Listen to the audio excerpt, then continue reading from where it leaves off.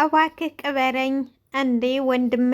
እኔ እናንተማ እንደዚህ መባባል የለብን። እንደዚህ የምንባባል ሰዎች አይደል። ያው አንተን ታርደው ማን እረዳለሁ እና ተስማማህ ማለት ነው። ሰላም ጤና ይስጥልኝ ውድና የተከበራችሁ አድማጭ ተመልካቾቼ፣ ለቻናል አዲስ የሆናችሁ በላይክ በሰብስክራይብ ትጀምሩ ዘንድ፣ ነባሮቹ ደግሞ በላይክና በሼር ትጀምሩ ዘንድ በትህትና እጋብዛችኋለሁ። ለምታደርጉልኝ አመሰግናለሁ። ተወዳጁና አስተማሪው ጽናት ዛሬም እንደተለመደው ይዤ እድቅ ብያለሁ። እናንተም እንድታበረታችሁ ስል በትህትና እጋብዛችኋለሁ። አመሰግናለሁ። ኪራ እንደምናውቀው ሀንቾ ነበረች ረዳቱ። ቀጣይ ስራው ደግሞ ከአቶ አባተ ጋር ነበረ። ሆኖም ግን አቶ አባተ እንደ እድሜያቸው ወይንም እንደ እድሜው ሳይሆን አንቱ ታቱ ወደ አንተነት ተዟዙሯል ማለት ነው። ይሄውም እንግዲህ ሴትን በማሸገሩ አስቸጋሪ ስለሆነበት በአሁኑ ሰዓት እንግዲህ ኪራዬ ክብሮም እንዲያስረዳለት ሴቶቹ ወደ አቶ አባተ ፊት እንዳይቀርቡ በማሰብ ወንድሙን እንዲረዳው ይጠይቀዋል። እንደ ወንድሜ እኔ እናንተ እኮ እንደዚህ የምንባባል አይደለም። አንተ ወንድሜን ያረዳሁኝ እኔ ማንን እረዳለሁ በማለት ግን እኔ እኮ ይሄንን ስራ በደንብ አላቅም፣ አንተ አትሻልም ወይ ሲለው እኔ ድጋሜ ከአቶ አባተ ጋር መገናኘት አልችልም፣ ከተገናኘውም ደግሞ ለጠብ ነው፣ ትዕግስቴን አስጨርሶኛል በማለት ክብሮም እንዲያስረዳለትና ክብሮም አቶ አባተ ጋር ያለውን የስራ ግንኙነት የስራቸውን እንዲያስፈጽምለት ጥያቄ አቀረበለት። ወንድሜ አንተን ያረዳሁ ማንን ልረዳ ነው በማለት ወንድሙም ጥያቄውን በክብር ተቀብሎታል ማለት ነው። አቶ አባተ እንግዲህ ሴት ቆንጆ ሴት ባየ ቁጥር ማሳለፍ አልቻለም። ዛሬም እንግዲህ ኤደንን አይቷት ኤደንዬን ታፈር ላይ ላንሳሽ ልጋብዝሽ ብሎ ብዙ ነገር አድርጎባት ነበር። ኤደንም ደግሞ እንደተለመደው እሺ አላለችም። ሆኖም ግን ቆይ አለቅሽም እግሬ ላይ ተንበርክከሽ ይቅርታ እንድትጠይቅኝ ባላደርግሽ እኔ አባተ አይደለሁም ያለ እንግዲህ አባተም ይፎክራል። አቶ አባተ እንግዲህ ገንዘብ ያለው በሰማይ ላይ መንገድ አለው ነውና ነገሩ በገንዘቡ ሁሉንም ነገር አረጋለሁ፣ በገንዘቤ የፈለኩትን ነገር አድርጋለሁ በማለት ነው እንጂ የእድሜና የሁኔታው ግን ሰማይና ምድር ሆኖም ግን ገንዘብ ካለኝ የፈለኩትን የማድረግ እድል አለኝ በማለት ሴቶቹን ቆንጆቹን ሴቶች ሁሉ እየተተናኮለ ነው። የሚገርመው ነገር ደግሞ እስካሁን ድረስ ሀንቾዬና ኤደን ሲያባርር ኪያየን ሲዞር ብሎ ማላየት። ይሄ ጋር ግን ምን አስቦ ነው? ኪያ ምንም ማለት እንግዲህ ጆከርና ሰንዬ ገጠር ለድግስ ስለተጠሩ ደብረ ብርሃን ለመሄድ በጣም ጓጉተዋል። ራኪብም አሁንማ እንግድን በነፃነት ልታገኛት ነው። ራኪብ መጣች ሄደች ታትል በነፃነት ልታገኛት ነው። ግን እንዳትቆዩ፣ አንድ ሳምንት ውጭ እንዳትቆዩ በማለት ራኪ ትላለች። ራኪዬ እንግዲህ ለእህቷ ደስታ ለእሷም በጣም ትልቅ ደስታ ነው የሚያሳይባት። በነገራችን ላይ ከዚህ በላይ ደስታ የለም እና እንግዲህ ያው አደራው በሰማይም በምድርም ደግሞ ለጆከር ነው የተሰጠው። ጆከርዬም በጣም ደስ ብሎታል። ምክንያቱም አፈቅድልንም የሚል ነበረ። እንግዲህ ራኪ ልረፍ ብላ ስትሄድ እኒኮ አሁን መሄዳችንን አሁንም አላመንኩ ይላል ጆካ። ሰንዬም እዛው ትደርስ ታምናለ፣ እዛው ቦታው ትደርስ ታምና። እንግዲህ ኤደንዬ ፏ ብትን ብላ አቶ አባተም አገኛተ መንገድ ላይ ሀይ የኔ ቆንጆ እንደና ነሽ? አንቺን ታላይ መዋል እኮ ለእኔ ሞት ሆኖብኛል። አንተ ሽማግሌ አትሆኝም እንዴ? አትሆኝም? እሺ በቃ አትሆኝ። እንደዚህ ቆንጆ ሆነሽ ተፈጥረሽ ወንድ ልጅ እንድትሆይ ትያለሽ። አቶ አባተ ደግሞ በጣም ቆንጆ ሆነሻል። ምን ተገኝቶ ነው? ምን ተገኝቶ ነው ይላታል። ኤደንም ይሄ ሰውዬ ዛሬ ሊያሳብደኝ ነው ወይ ምንድን ነው የሚሻለኝ በማለት ኤደንም የምሬን እኮ ነው፣ እንዴት ቆንጆ እንደሆንሽ እንዴት ውብ እንደሆንሽ የምሬን ነው ማውራሽ አላት። ኤደንዬም ለምንድን ነው ዞር ማትልልኝ ከመንገድ ላይ? አንተ ሽማግሌ ለምን ዞር አትልልኝ? እንዴት አድርጌ ነው ከአንቺ የምለየው? እንዴት አድርጌ ነው? አንቺ እኮ የሌሊት ጨረቃ የመሰልሽ ነሽ። ሰውዬ እየተፈታተንከኝ ነው። ደግሞ ደስ ያለኝን ነገር ልንገርሽ አላት። ኤደንም እሽ እባክህ አለችው። ዛሬ ሽማግሌ እያልሽ ማውራትሽን ትተሻል። ይሄ ትልቅ ለውጥ። እሱ እንኳን እንደዚህ እንደ ወጣት የሚሰሩ ስራ ነው እንደ ወጣት እንድጠራው ያደረገኝ የምትሰራው ስራና ያለ ቦታ የት ስለተገኘህ ነው እንጂ ሽማግሌ ነህ። ከቀጠልክማ አቡሽ ብዬ መጣራቴ የማይቀር ነው ትለው እና አሁን ምሳል ገብዝሽ አላት። ተምርህ ነው ሽማግሌው አለችው። አቶ አባተም እንዴ ምን ችግር አለው ልጋብዝ። ታዋቂው ባለሀብት ተባል ሚሊዮኑ ታቹ አባተ ግብዣ ቀርቦልሽ እድልሽን ማታሳልፊው አለ። እንዴ እድልሽንማ አታሳልፊው ከቢሊዮኑ ሀብታም ግብዣ ቀርቦል ተጠቀሚበት አላት። አይደል እኮ እኔ ኤደን ነኝ ካንተ ከሽማግሌ ጋር ቁጭ ብዬ ምሳ የምበላው አለችው። አቶ አባይ ችግር አለው አላት። ኤደንዬም ሰውዬ እባክህ ሌላ ችግር ሳይፈጠር ከመንገዴ ዘወር በልልኝ አለች። ዘወር በልልኝ ስትለው እጇን ያዛት። ኤደንም ምን አንቺ ክብር አይገባሽም? ግን ክብር የሚባል ነገር አይገባሽም ወይ አላት። ኤደንም አንተ ሽማግሌ ምን እያደረክ ነው? ልቀቀኝ ብትለው ፈጽሞ ሊለቃት አልፈልፍም። እልክ ውስጥ አታስገብኝ። እልክ ውስጥ ባታስገብኝ መልካም ነገር ነው። እልክ ውስጥ አታስገብኝ ይላታል አቶ አባተ። ኤደን አይደለም እልክ ውስጥ ለምን ስፈልግ ገደል አትገባም? ለምን ገደል አትገባም? ስፈልግ ገደል ግባ አለችው። አቶ አባተም አንቺ በአንድ እጁ እንግዲህ ኤደን እጇን ይዟል። እጇን ይዞ ስነ ስርዓት ይኑርሽ፣ ለምትናገሪው ጥንቃቄ አድርጊ፣ ዋጋ ያስከፍልሻል ይላታል። አንተም ስለ ስርዓት ታወራለህ ወይ? ስለ ስርዓት ታወራለህ ወይ አለችው። ምንድነው የሁሉ መኮሳተር? ምንድነው እንደዚህ የሚያደርግሽ? ምንድነው የሚያኮሳትርሽ አላት። ኤደንም ምን አገባ ሰው ላርግሽ ባልኩ፣ ልንከባከብሽ ባልኩ፣ ካፈር ላንሳሽ ባልኩ፣ ይሄ ሁሉ መኮሳተር፣ ይሄ ሁሉ ትግል? እኔ እኮ ካፈር ላይ ላንሳሽ፣ ሰው ላርግሽ፣ ልንከባከብሽ ነው ያልኩሽ። ኤደን አንተ ሰውዬ ጤነኛ አይደለህም ወይ? ጤነኛ አይደለህ? እኔ ሲጀመር እርዳይ ብያሃለሁ፣ እርዳታ ያስፈልገኛል ብዬ ጥያቄ አቅርቤልሃለሁ። ያምሃል እንዴ አለችው። አቶ አባተም ያው ባትይኝም ሁኔታሽን እያየሁት ነው። አንሳኝ፣ ወድቅ ያለው እርዳይ ባትይኝም ሁኔታሽን እያየሁሽ ስለሆነ እንግዲህ ጎቤና የጎቤ ጓደኛ ዛሬ ቅዱስ ቤት ከደው ቅዱስ ማታ ወደ ቤቱ በሩን ከፍቶ ሲገባ በር ላይ ጠብቀውት ያንቁታል። እና ምንድን ነው ሲል አሁን ናውጣ በለው ይሉታል። ማንን ነው ትለናለህ እንዴ? ናውጣ በለው ናቲ ነው ወይ? ምን አገናኛችሁ ይላል። ቅርቤም ንገረው እሺ። ኒናን ከኔ ቀምቶ መቼም ቢሆን አያገኛትም። ኒና የኔና የኔ ብቻ ነች፣ ፈጽሞ አያገኛትም በማለት ጎቢ ይዝት። ቅዱሴም እሺ ልቀቀኝና እናውራ፣ እኔ ማቀው ነገር የለኝም፣ ልቀቀኝና እናውራ በማለት ለቀቀው። ሆኖም የጎቤ ጓደኛ ትሰማኛ ተማጋ እንደተጋጠመ ስለማያቅ ነው፣ ተማጋ እንደተሳፈጠ ስለማያቅ ነው። ስለዚህ አርፎ ቢቀመጥ ይሻል። ቅዱሴም ናቲ እኮ የዋህ ልጅ ነው፣ የቀልዱ ነው እንጂ እናንተ ላይ የሚደርስ ልጅ አይደለም፣ የዋህ ነው፣ ምንም ማያቅ ይላል። ጎቤም ስማማ የእሱ ቀልድ እንደዚህ ከሆነ የኔ ቀልድ ደግሞ በሰላ ነው የሚሆነው፣ ሳንቾ እንሄድ በማለት ሳንቾን ይዞ ጓደኛውን ይወጣል። ከዚህ ስተሄዱ በኋላ እና ቅዱሴም ወይኔ ናቲ ከነሱ ጋር ደግሞ ምን አገናኝቶ ነው?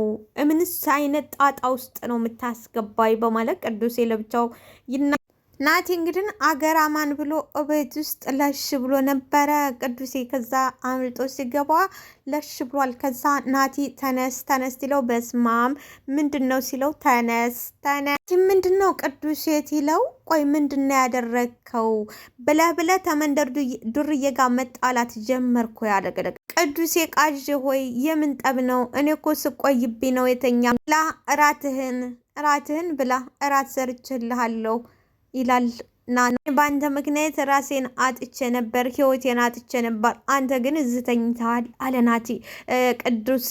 ናቲም እንዴ ቆይ ቅዱሴ የተፈጠረ ነገር አለ እንዴ?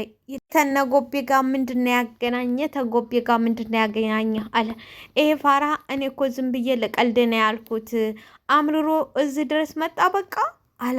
እኔ በምትፈታው ነገር ፍታ፣ እኔ ከጎዳና ወጠጢ ጋር አልታገልም በማለት ቅዱስ ሲሄድ ናቲም እሺ ብሎ ተተኛበት ሶፋ ላይ ብድግ አለ። ወዴት ነው እንዲህ እየመጡ ነው ብለኸኝ የለም ወይ? ወደ አንተ መሬት ላይ ተኛለሁ፣ ትሰማኛለህ? ትመጣ በር ላይ የተበጠበጥኩት ይበቃኛል። አልጋይ ላይ መበጥበጥ አልፈልግም። በሬ ላይ እንዳደርስ ቅዱሴ ሲደውልልኝ ዝም ብዬ እኮ ነው ያወራሁት። እኔ ምንም ያልኩት ነገር የለኝም።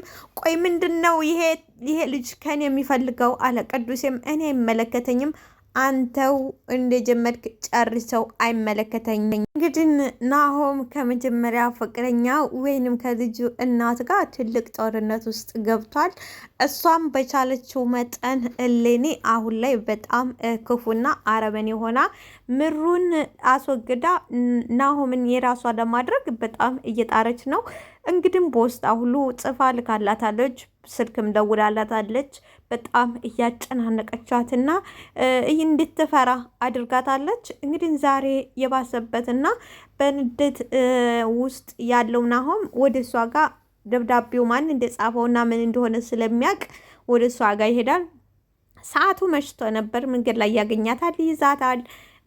ከዛ በኋላ ምን እያደረገች ነው ስላት፣ እና ምን ላድርግ እሷ ከኔ ነጥቃ አንተን ትትወስድብኝ ዝም ብዬ እንድመለከታት ትፈልጋለህ ወይ ብላ ነጥቃው ልከር ስትል ነይ ተመለሽ፣ አንተ እባክህ ልቀቀኝ፣ ለአንድ በሽተኛ ብለህ እኔን አትታገለኝ ስትለው ከዚህ በኋላ ራሱን መቆጣጠር አልቻለም። እንግዲህ ይሄ የሚያሳየው ምሩን በጣም እንደሚወዳት ነው።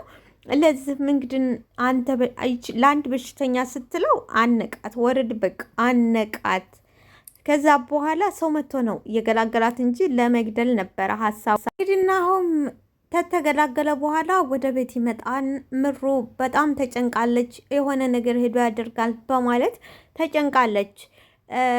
ሀዊም ወደ ነኪራ ጋር እንደውልና ለነኪራ እንንከራቸው ብትላትም እስቲ ቆይ ትንሽ እንጠብቀው፣ እንደዚህ ካልናቸው ይጨንቃሉ፣ ትንሽ እንጠብቀውና የማይመጣ ከሆነ እንደውልና እንነግራቸዋለን፣ እንዲፈልጉት እናደርጋለን ብላ ስትጠብቅ ነበር። በመጨረሻም እንግዲህ ስራውን ጨርሶ ናሆም ወደ ቤት ተመለሰ። ከዛ በኋላ የኔው ቆንጆ የኔ ወድ በጣም ይቅርታ ቃል የገባሁልሽን ህይወት እያኖርኩሽ አይደለም፣ ስለዚህ በጣም ይቅርታ ይላታል። ምሩም ቆይ አልገባኝም፣ ለምንድን ነው እምታስጨንቀኝ ትለዋለች። አሁን ምሩ ዝጋ ምንድን አሰባችሁ? ትቼሽ ልሄድ ነው የሚል ልል ነው ብዬ እኔም በጣም ነበር የፈራሁት። ምክንያቱም ቃል የገባሁልሽን እያኖርኩሽ አይደለም፣ በጣም ይቅርታ የምትለው በጣም ትከር እንግዲህ ውስጥ የሚሰማህን ነገር ግልጽ አርገህ ንገረኝ፣ አታስጨንቀኝ፣ ስሜትህን ግልጽ አርገህ ንገረኝ። ሁሉንም ነገር እያሰብኩት ነበር። አሁን ላይ እየተፈጠረ ያለው ነገር ሁሉ እኔ ምክንያቱ ለሁሉም ነገር ተጠያቂው እኔ ነኝ።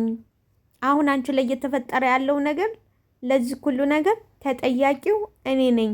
እኔን ምክንያቱ ምን ማለት ነው? እሱ አንተ እኔን ተመንከባከብና እኔን ተማጽናናት ውጪ ምን አድርገኸኝ ነው እንደዚህ የምትለው? ምን አደረከኝ? ምንም የበደልከኝም የገፋኝም ነገር የለ። እኔን ተንከባከብከኝ፣ እኔን አጽናናኸኝ፣ አይዞሽ ተማለት ውጪ ምንም ያረከኝ ነገር የለም ትለው። ዝም ብለሽ አስቢው። መጀመሪያም ልጅ ካልወለዳችሁ ብሎ ሰላማችንን የነሳው ነገር የመጣው በእኔ በኩል ነው አለ። በእኔ በኩል ነው። ያ ማለት የኔ እናት ነች። አሁንም ደግሞ ራሂ ነው ይቅርታ። አሁንም ፍቅረኛ የመጀመሪያ ፍቅረኛ የመጣችውም በእኔ ምክንያት ነው፣ እያንዳንዱን ነገር በእኔ ምክንያት ነው ይላታል። ምሩዬም ነው እንደዛ አትጀመር፣ እንደዛ ካልወለዳችሁ ብለው ያሉት እኮ የእኛን ደስታ እጥፍ ድርብ ለማድረግ የፈለጉ ናቸው እንጂ የእኛ ጥላቶች አይደሉም። ስለዚህ እንደዛ ብለህ ራሴን አትውቅ እማ። በዛ ምክንያት ምን ያህል ዋጋ እንደከፈልሽ ታውቂያለሽ አይደለ? ታውቂያለሽ። አሁን ደግሞ ይቺ ማትረባ መታ ደግሞ ይሄ ዋጋ እያስከፈለችሽ ነው። ይሄ ሲደማመር እኔ በጣም ነው የተናደርኩት፣ ራሴንም ጠልቼዋለሁ ይላታል። ሩም እንግዲህ እንደዚህ ማለትህን አቁም፣ እንደዚህ እያልክ ራስን አታስጨንቅ፣ እንደዚህ እያልክ ራስን ታስጨነቅ ሰላማችንን እያጣን ነው እንጂ የምንሄደው ሰላም የሚባል ነገር አናገኝም። እንደዛ አትበል፣ ሁለተኛ እንደዚህ እንዳትል ትለዋለች። ናሆምም እናቴ አይንሽን ለማየት ራሱ በጣም እየተሳቀቅኩ ነው፣ ከኔ የተረፈሽ ስቃይ ብቻ ነው፣ ሌላ ነገር የተረፈሽ ነገር የለም። ከኔ የተረፈሽ ነገር ቢኖር ስቃይ ብቻ። እንደዛ አትበል ናሆሚ፣ እኔ በአንተ መፈቀር ብቻ ምን ያህል አንገቴን ቀና እንዳረገልኝ አልታወቀህም። ማ በነገረህ? እንደዛ አትበል። እኔ በአንተ ደስተኛ ነኝ፣ በአንተ መፈቀር ደስተኛ ነኝ፣ ያንተ ሚስት በመሆኔ ደስተኛ ነኝ። አንገትን ቀና እንዳደርግ አድርገኛል እንጂ አንገትን እንድደፋ አላደረከኝም። ስለዚህ እንደዛ ብለህ ራስህን አትውቀስ ትለዋለች። ሁሉንም ነገር ለማስተካከልና አንቺንም ደግሞ ከዚህ በላይ ደስተኛ ለማድረግ እኔ እንደዚህ መሆንህ ራሱ በጣም በቂ ነው። በጣም ነው ሞድህ፣ በጣም ነው ማመሰግንህ አለችው። ከዚህ በኋላ ናሆምም እቅፍ አድርጎ የኔ ቆንጆ መቼም ቢሆን አንድ ትከፋ አላረግሽም፣ ደስተኛ ሆነሽ እንድኖሪ የቻልኩትን ነገር ሁሉ አደርጋለሁ። በጣምም ነው ማፈቅርሽ፣ በጣም ነው ሞድሽ። አንተ የኔ ብቻ ነህ፣ ማንም ሰው እንዲነካብኝ አይደለም እንዲመኝህ ራሱ አልፈልግም። የኔና የኔ ብቻ ነህ አለች ጽናት። ኪራም እኔ እስካላንቺ ወዴት ትሄዳለሁ? ነፍሴ ከነፍስሽ እኮ ተቆራይታለች። በጣም ነው ማፈቅርሽ፣ እሺ በጣም ነው ማፈቅርህ አለችው። እኔም የናደም በጣም ነው ወድሽ፣ በጣም ነው ማፈቅርሽ አላት። አኪራዬ ማንንም ሰው እንዲያታምን እሺ፣ ማንም ምንም ቢል እኛን ለማለየት ነው የሚፈልገው። ስለዚህ ማንንም ማመን የለብህም ኪራዬ። ከኔ ከማጣራት በፊት ማንኛውም ነገር ምንም ቢሉ ማንም ምንም ቢልህ ከኔ ካታጣራ ሌላ ውሳኔ እንዳትወስን። መጀመሪያ እኔ መተህ ጠይቀህ ነው መወሰን የምትችለው። ማለት ነው ማንም ስለ አንቺ እንዲነግረኝ የሚነግረኝ ሰው አልሰማም፣ አልቀበልም። ምክንያቱም ሚስቴን ከኔ በላይ የሚያውቃት ሰው የለም። ስለዚህ የማንንም ወሬ ለመስማት ዝግጁ አልሆን። እሺ የኔ ውድ ግን አለችው። ግን ምንም ብሰማ መተህ እኔን ጠይቀኝ፣ ብሰማ ጠይቀኝ መተህ እንጂ እኔን ሳትጠይቅ እኔ ከኔ አፍታ ሰማ ምንም ነገር እንዳታደርግ፣ ለምንም ነገር ውሳኔ እንዳትሄድ መጀመሪያ ከኔ መስማት አለብህ ትለዋለች። ኪራዬም እሺ እናቴ እጠይቅሻለሁ አለ። ግን የደበቅሽ ነገር አለ? የደበቅሽ እንግዲህ አኳኋኗ ከእያንዳንዷ ማንም ምንም ቢልህ የእኛን ትዳር ሊያፈርስ ነው። ሲቀጥል ደግሞ መተህ እኔን መጠየቅ አለብህ እንጂ የማንንም ወሬ እንዳሰማ የእነሱን እንዳሰማ ስትለው ኪራም እዚህ ጋር በደንብ መንቃት የሚችል ከሆነ እንዲነቃ አድርገዋል ማለት ነው። እና ምን አለው? ግን የደበቅሽ ነገር አለ ወይ? የደበቅሽ ነገር አለ አላት። ምንም የለ ምንም የለ እንዴ እኔ ከአንተ ከውዱ ባሌ ምንም የምደብቀው ነገር ይኖረኛል? ምንም ነገር የለ አለችው። ብሽን ያለም በቃ አሁን እንደዚህ ከቀጠን የነጋው መልሶ መምሸቱ ስለማይቀር አሁን ወደ ስራዬ ልሂድ አላት። እሷ ግን ይነግሩታል ብላ በጣም ፈርታለች። ኪራ ግን ሆኖም ያኔ ገና ነው አልነቃም። አሁንም በእሷ ፍቅር ውስጥ ነው። ፍቅር አይኑን አውሮታል። በጣም እንግዲህ ጆካዬና ሰንዬ አዲስ ፍቅር ውስጥ ናቸው። ሲያወጉ የሆድ ወዳቸውን ሲጫወቱ አምሽተው ሰንዬ እስከ ዛሬ ከእህቷ ከራኪ ጋር ነበር የምተኛው። ዛሬ ግን ወደዛ ለመሄድ አልቻለችም። እዛው ተቀመጡበት ሶፋ ላይ እቅፍቅፍ ብለው ለሽ ብለው እዛው ንግት ብሏል። ራኪ ተነስታ ስታያቸው ተኝተዋል። ጭራሽ እዚህ ላይ ተንጠልጥላችኋል በማለት ከትንሽ ታየቻቸው በኋላ ብትልም ጭራሽ እነሱ ሊነሱላት አልቻሉም። ምናለች እንደውም እንዴ ጭራሽ ትመቻቹልኛላችሁ? ለነገሩ እንዴት ትሰሙኛላችሁ? አዳርን ሁሉ ስታወሩ እያደራችሁ እንዴት ትሰሙኛላችሁ? ጠጋ ብላ ለመቀስቀስ ብሞክርም ሁለቱም ሞትና እንቅልፍ አንድ ነው እንደሚባለው ሁለቱም ሄደዋል። ራኪ እንግዲህ ቆይ ግድላችሁም እሰራላችኋለሁ፣ አሰሙኝማ እሰራላችኋለሁ በማለት ውሃ ታመጣና ትረጭባቸዋለች። በዚህ ሰዓት እንግዲህ ይነቃል። ውሃ ስትረጭባቸው ተነቁ። በኋላ ውይ አላየኋችሁም ነበር፣ ቤቱን ጸበል አንጥቼ እየረጨሁት ነበረ፣ አላየኋችሁ ነበር በማለት ራኪብም በቀልድ መልኩ ትነግራችኋለች። እነሱ እንግዲህ በአሁኑ ሰዓት ደስተኛ ናቸው ማለት ነው። ገጠር ደግሞ ገጠር ሊሄዱ ስለሆነ እና በጣም ደስተኛ ናቸው። ውድና የተከበራችሁ አድማጭ ተመልካቾቼ ላይክ፣ ሰብስክራይብ፣ ሼር እያረጋችሁ እንደዚሁም አስተያየታችሁን በኮመንት እያረጋችሁ አበረታቱኝ ፕሊዝ። ቪዲዮ ሲደርሳችሁ ላይክ ሰብስክራይብ አድርጉልኝ፣ አይከፈልበትም ማለት ነው። ለምታደርጉልኝ ደግሞ ከልብ አመሰግናለሁ። ግን ላይክ በቃ ቪዲዮ ሲደርሳችሁ ዝም ብላችሁ ከሚሄድ ላይክ ብታደርጉት መልካምነት ለራስ ነው ላለሁ። እወዳችኋለሁ። አመሰግናለሁ።